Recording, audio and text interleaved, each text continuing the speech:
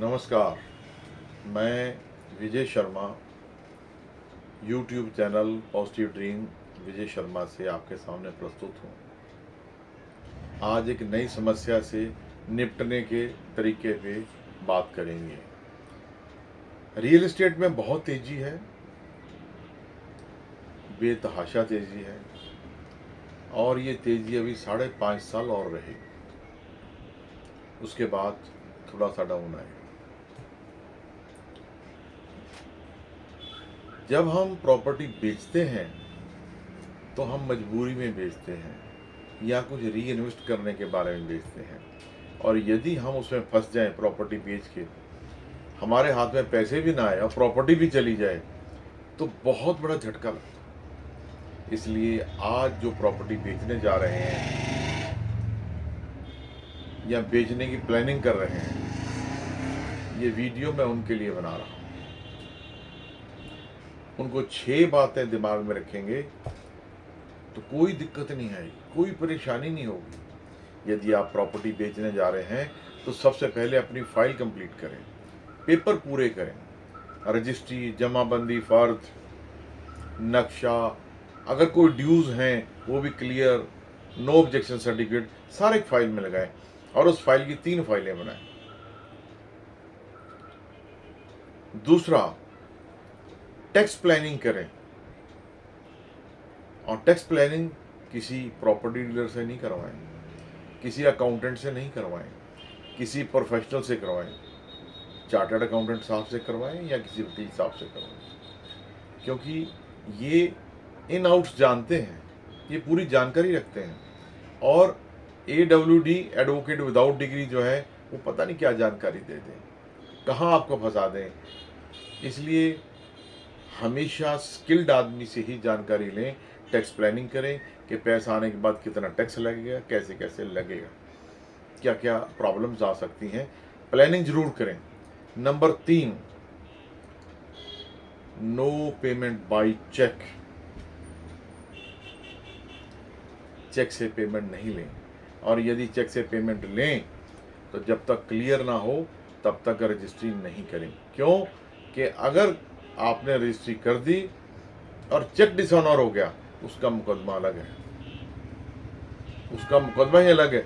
Registry cancel नहीं होगी, मुकदमा पड़ेगा, उसमें कई साल बीत जाएंगे और आपका जो पैसा मिलना आज वो पता नहीं कब मिलेगा। इसलिए पेमेंट कंफर्म होनी चाहिए। पे ऑर्डर से लीजिए, चेक से लीजिए, ट्रांसफर करवाइए, परंतु पेमेंट आने के बाद रजिस्ट्री करना, उससे पहले मत कर देना। ऐसे सैकड़ों मुकदमे चल रहे हैं जिसमें चेक डिसऑनर हुए पड़े। बड़े बड़े बिल्डर ऐसे चेक देते हैं, बाद में बाहरी कंप्रोमाइज़ कर लेते हैं, तब तक अपनी प्रॉपर्टी को वो दुगने तिगने 4 गुना दाम पे बेच लेते हैं, और बेचने वाला शुक्र मनाता है कि मुझे मेरे पैसे मिल गए। 3-4 साल धक्के खाता कोर्ट में, फिर उसे पैसे मिलते हैं।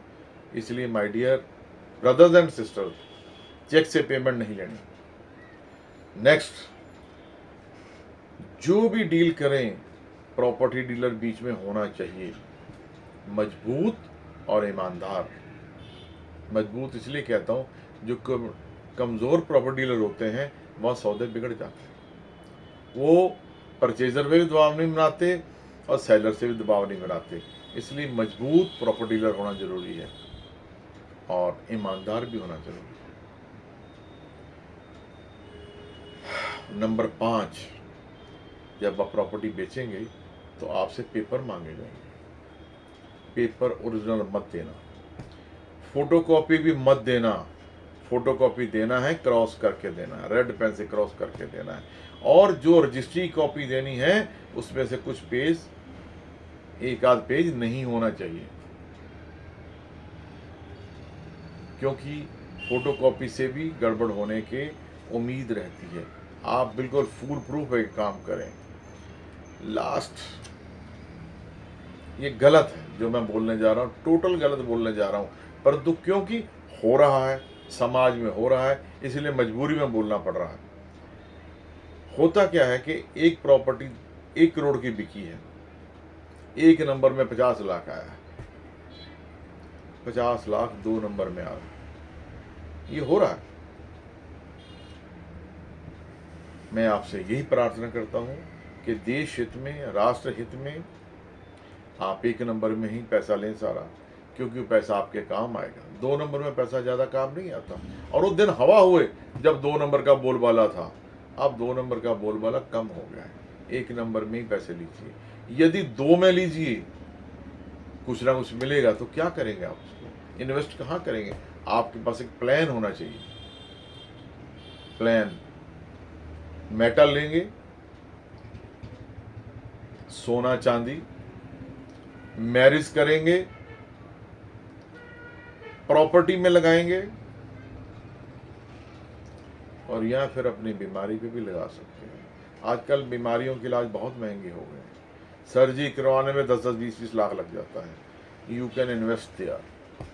मेटल में लगा सकते हो, शादी कर सकते हो, प्रॉपर्टी खरीद सकते हो। इसलिए अगर आपने 6 बातें ध्यान रख ली तो आपकी ज़िंदगी खुश और खुशहाल होगी। यही बात के साथ आपसे मैं विदा लेता हूँ। नमस्कार।